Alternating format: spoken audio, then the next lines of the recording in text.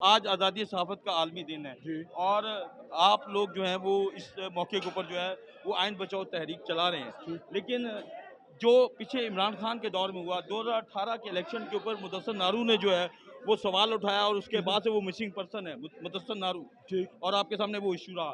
اسی طریقے سے بلوچستان میں بھی لوگ مسنگ پرسن رہے ہیں، جی تو اس دور میں جو سارے ظلم و ستم ہوئے آج انہی ظلم و ستم کرنے والوں کے ساتھ آپ کھڑے ہو گئے۔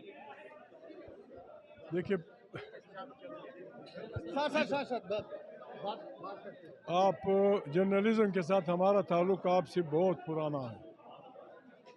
بلوچستان کے انتہائی بیکورڈ علاقے میں عبدالصمد اچکزئی نے سن 1938 میں ایک اخبار کی بنیاد رکھی تھی انگریز کے وقت میں، اس کا نام استقلال تھا۔ السلام علیکم۔ اور اپنے دوست عزیز مکسی کو جو جلسے میں مارا گیا تھا ان کے نام پہ وہاں ایک پریس انسٹال کیا تھا، عزیز پرنٹنگ پریس۔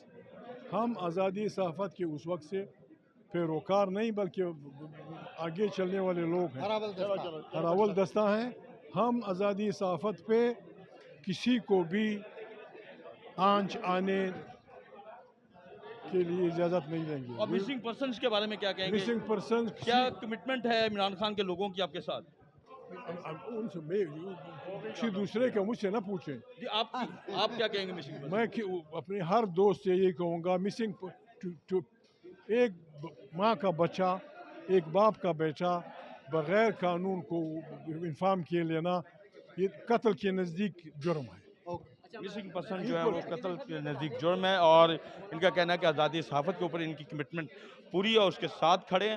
اور آج یہاں پہ میٹ دی پریس میں انہوں نے بڑی تفصیل کے ساتھ گفتگو کی، انہوں نے جو ماضی کے جو پی ڈی ایم کا حصہ تھے اس کے حوالے سے بھی وضاحت کی کہ وہ آئین کی بالادستی کے لیے جو ہے اس وقت کھڑے تھے نواز شریف کے ساتھ۔ آج نواز شریف جس راستے پہ کھڑا ہے وہ راستہ نہیں ہے، اسی لیے وہ نواز شریف کے ساتھ نہیں کھڑے بلکہ اس دوسری طرف آگے، اور بنیادی ان کا مقصد جو ہے وہ آئین اور پارلیمنٹ کی بالادستی، اور یہی وہ تحریک چلانے کے لیے اس وقت میدان میں آئے۔ مزید ایسی ویڈیوز دیکھنے کے لیے ہمارے چینل کو سبسکرائب کریں اور بیل آئیکن کو دبانا نہ بھولیں۔